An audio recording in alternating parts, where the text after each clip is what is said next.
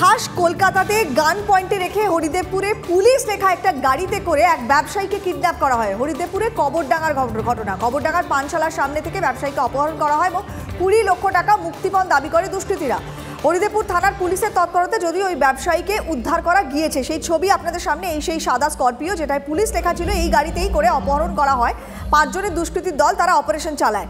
কিভাবে পুলিশ এদেরকে ট্র্যাক করলো, একেবারে ফিল্মি কায়দায় অপারেশন চালানো হয়েছিল, কিভাবে পুলিশ ট্র্যাক করলো আর কি জানা যাচ্ছে? 3 জনকে ইতিমধ্যেই অ্যারেস্ট করা হয়েছে। বিস্তারিত তথ্য নেব, আমাদের প্রতিনিধি সুপ্রিয় আমাদের সঙ্গে রয়েছেন, একটু সুপ্রিয়র সাথে কথা বলি। সুপ্রিয়, পুলিশি তৎপরতাতে ব্যবসায়ীকে উদ্ধার করা সম্ভব হয়েছে, কিন্তু পুলিশ লেখা গাড়িতে করেই তো অপহরণ করা হলো, পুলিশ ট্র্যাক করলো কি করে? গোটা বিষয় আর কি তথ্য সামনে আসছে? দেখো, ইতিমধ্যেই যে গাড়িতে করে অপহরণ করা হয়েছিল সেই ব্যবসায়ীকে, সেই গাড়ির চালক সহ মোট 3 জনকে হরিদেবপুর থানার পুলিশ গ্রেপ্তার করেছে। এবং তুমি যে বিষয়টা জানতে চাইছিলে, যে সাদা রঙের একটা স্করপিও গাড়ি এবং যে গাড়িতে সামনে পুলিশ লেখা ছিল, এবং যেটা এখনও পর্যন্ত আমরা বিভিন্ন সূত্র মারফত জানতে পারছি যে এই যে অপহরণের ঘটনায় ব্যবহৃত যে গাড়িটি, সেই গাড়িটি এক ব্যক্তির থেকে ভাড়া নেওয়া হয়েছিল। সেই ব্যক্তি বিভিন্ন সময় গাড়িটি ভাড়া দেন, তার কাছ থেকে বিয়ে বাড়িতে যাবে বলে এই গাড়িটি 1700 টাকার বিনিময়ে ভাড়া নেওয়া হয় গতকাল সন্ধ্যেতে।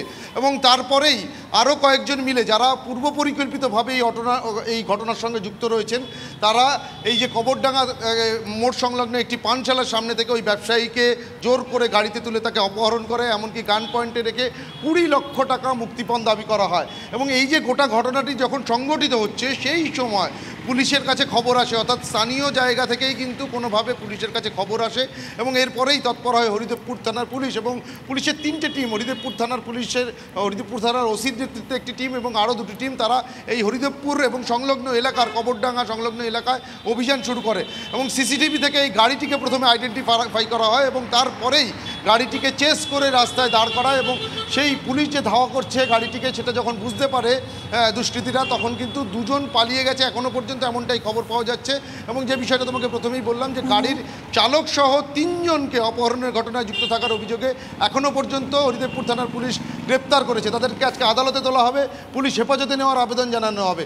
তার কারণ হচ্ছে এই ঘটনার নেপথ্যে ঠিক কী রয়েছে, কেন ওই ব্যবসায়ীকে অপহরণ করা হলো, কেন মুক্তিপণের দাবি করা হলো, কোথাও গিয়ে কোনো ব্যক্তিগত বা পারিবারিক কোনো আক্রোশের জায়গা থেকে, নাকি ব্যবসায়িক কোনো শত্রুতার জায়গা থেকে ওই ব্যবসায়ীকে অপহরণ করা হয়েছিল, এই বিষয়গুলো কিন্তু এখনও সম্পূর্ণরূপে স্পষ্ট নয়। আর সেই জায়গা থেকে যে 3 জন এখনও পর্যন্ত গ্রেপ্তার হয়েছে, তাদেরকে পুলিশ আদালতে তোলার পর হেফাজতে নেওয়ার আবেদন জানানো হবে। অন্যদিকে এই ঘটনায় যে গাড়িটি ব্যবহৃত হয়েছিল, সেই গাড়িটিকেও কিন্তু পুলিশ বাজেয়াপ্ত করেছে। এবং সেই গাড়ির মালিকের যিনি অ্যাডভোকেট, তার কিন্তু যেটা দাবি যে তার মালিক কিছুই জানেন না, গাড়িটি এক চালক, পরিচিত এক চালক, তিনি বিয়ে বাড়িতে ভাড়ার জন্য নিয়ে যাবেন বলে 1700 টাকার বিনিময়ে। নজর থাকবে সুপ্রিয়, তুমিও নজর রাখো, আবারও পরবর্তীতে যোগাযোগ করছি।